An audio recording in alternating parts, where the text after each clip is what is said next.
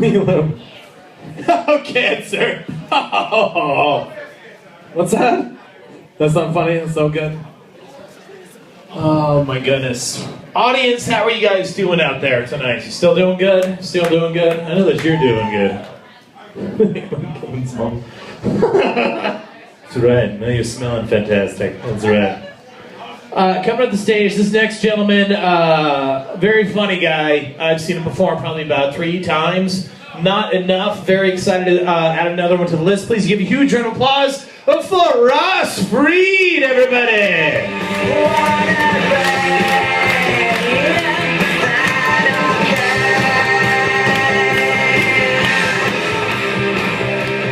Kevin Winnie. Yeah, exactly. So, give it up for the bar. I appreciate you not kicking Marty's ass. That was all good. Thought it was going to be a mess. Fuck, what a day. How you guys doing? Still here? You're in the VIP section? Loving it?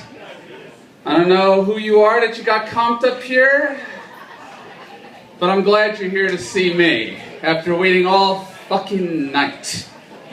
Fuck. Has anyone been to the DMV? Anyone? You ever been to the DMV? What the hell is that? I mean, really, what the hell is the DMV? I mean, all you're doing is standing online, right? All you're doing is standing online, and I get anxiety the day before knowing that I'm going to have to go to this DMV and stand online. I mean, really, no matter what time I wake up, I know there's going to be somebody else in front of me. I don't know how. I got there at 4:08 in the morning, and there was already 20 people there.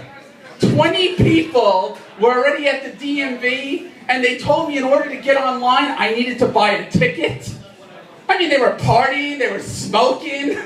I'm like, seriously, what do I need to do to buy a ticket? And I mean, who is that money going to? All right, so I spend my $5, and I'm 20 people deep, 4:08 in the morning. And I mean, they're camping out there in their tents. I mean, they're out there in their tents, they're barbecuing. We're at the DMV. I mean, we're about to get our picture taken. So finally, they open the doors. I mean, you think like they're opening the doors of heaven's gates. And then what are you doing? You're going on another fucking line. So you went from the line outside that you paid on, you're going into another line, and then they give you that ticket. And I get intimidated by that ticket. I mean, they give you ticket number 920. All right, I'm 20 people deep, and they're giving me that ticket 920. And I mean, we're not going to be dealing with the most intelligent people. I mean, hopefully nobody here works at the DMV. But I mean, where did these people come from, right? I mean, I'm there to take a reading test. Give me the book. Just give me the book. What am I waiting for? And then they got those rules, right? If I don't get in by a certain time, they're locking me out. It's not like I really wanted to be there. Then you got that security guard that's walking around that's making like less than minimum wage. I mean, who is he protecting? Who is that security guard really protecting? But isn't life about that? It's about lines. There she goes to go stand online. It's all right, I'll be here. Online. So there's a line at the bathroom. I mean, everywhere you go, there's a line. When you die, there's a line to getting into heaven's gates or hell. There's a line, right? No matter what, there is going to be a line, and there's always going to be somebody in front of you on that line. Sucks. So I just got married for the 3rd time. So, you guys married? 41 years. Give them a round of applause. They still look happy. The key is they are totally obliterated. They don't know who they are. They just know they're going home with each other and somebody else is the designated driver. Congratulations. 41 years. I'm hoping to be married longer than 41 days. But did you ever think about what's with those wedding vows? I mean, seriously, we need to redo those wedding vows. Hello, thank you for walking in, stopping in front of me. Good to see you. How are you doing? Are you married? All right, well, here I'm going to give you reasons why you're fucking not married. So, all right, well, then go for a good woman. There's one right there, but anyway. All right, roommate, hi, how are you? All right. But seriously, have you ever really thought about these wedding vows, all right? I decided to look up what we really are saying, because you know what, we need to redo this. So, my wedding vow was, I, Ross Free, take V. Sarah to be my lawfully wedded wife. Really? Lawfully wedded? You know, it sounds like I'm doing something along with the law. I don't really know about that. To have and to hold, I sound like I'm going to molest this woman that I'm about to marry. And then it says, from this day forward. So yesterday she was just my fiance. From this day forward now, she is my wife.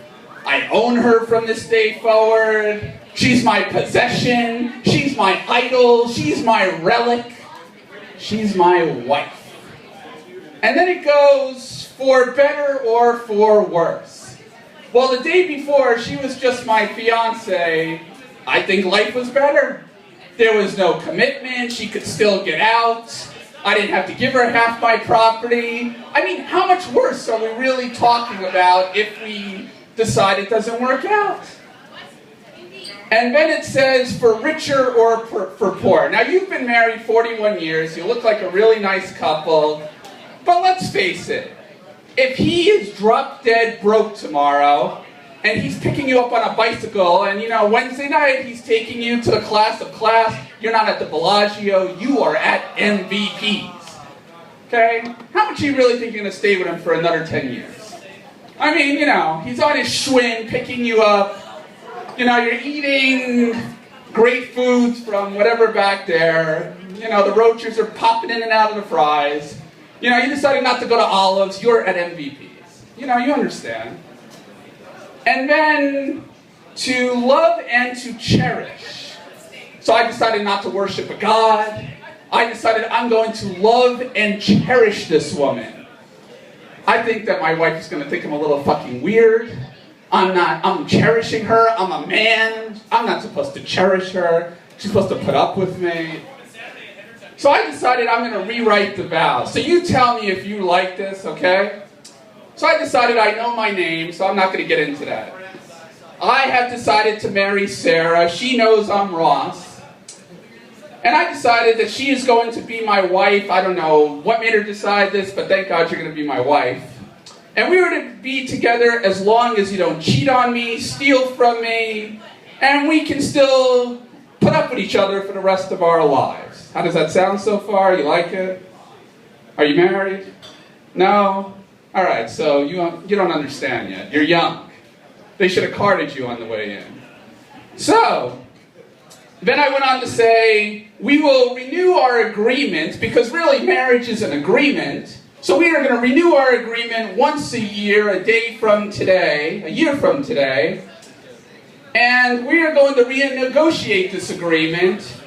For example, you haven't told me that your mom wants to move in.